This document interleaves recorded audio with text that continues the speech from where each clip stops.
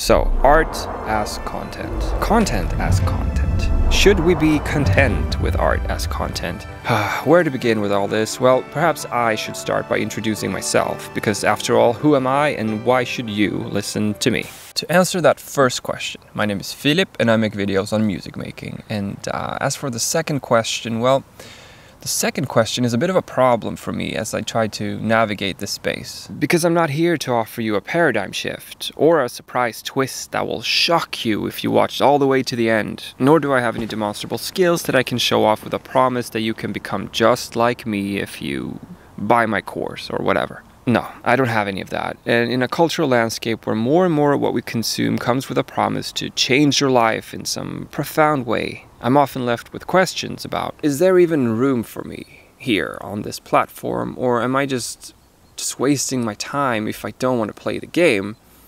Because if it's true that an idea is only as good as its marketing hook, which seems to me to be at least more true than not, then I can safely say that I will most likely remain a mediocre creator, because I am, at best, a mediocre marketer.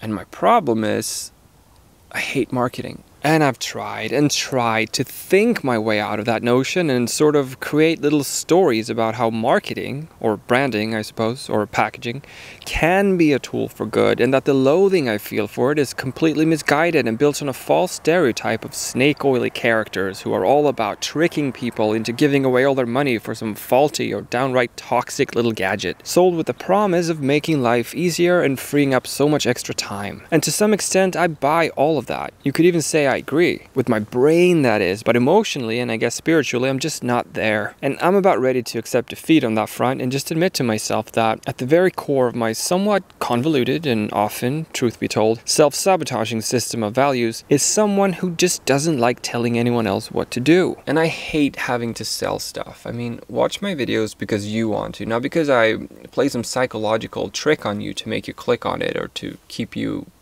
trapped in here or whatever.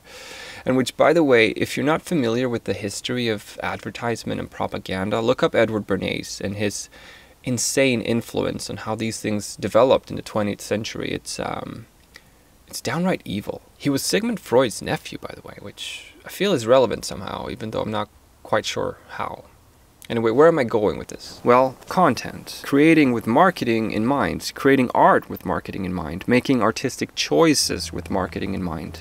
Is that wrong? Just as I don't like telling people what to do, I also don't like telling them what to think. I don't think it's my place to tell you what you should think. That's your place. But I can still tell you how I feel about it. I despise it. I mean, I get the value of it, but it makes me feel gross. And I am going to boldly assume that many of you are struggling with it too. After all, shouldn't art be the point, and not a vehicle for other means or other ends? When art becomes content, and art is created and conceived of from a content perspective, we have a problem. Because successful content has to come with a hook and set up a certain kind of expectation as part of its premise that already filters a lot of stuff out, almost by design. It's basically part of the package. Ideas, subjects, and topics that don't cater to those sort of dynamics and emotional trickery just aren't worthwhile because they risk performing poorly as content, and hence would be a bad use of precious time from a content creator's perspective. Time is money, after all. But if we worry too much about focus groups, advertisers, offending and avoiding risk, we get art that we don't need, because it's then inevitably catered to the idea of some doom-scrolling, sleepwalking avatar, where an idea is only as good as its marketing potential and its ability to stay within the guidelines and restrictions provided by the platform within the confines of that same idea. Not to mention it has to provide people with a conclusion they somewhat already agree with, so that they can feel validated and you can avoid becoming the target of some weird hateful pylon for daring to think the wrong thought out loud. I'm aware that I just entered rant territory there, and some of you might think or say that I'm overly cynical about this, but I think art is just too important to give away to the attention platforms. And I worry that in the age of content, we risk losing what makes art so precious, which to me is its ability to communicate and explore authentic aspects of the human condition, pleasant or unpleasant, taboo or not taboo. It's meant to make us uncomfortable at times and even upset. We can learn from that. I'm just not sure how compatible that is with art as content. And sort of solving the modern mystery of how to work in a 1-minute sponsorship for some ergonomic office chair in a video about how social media is affecting the mental health crisis. Whatever.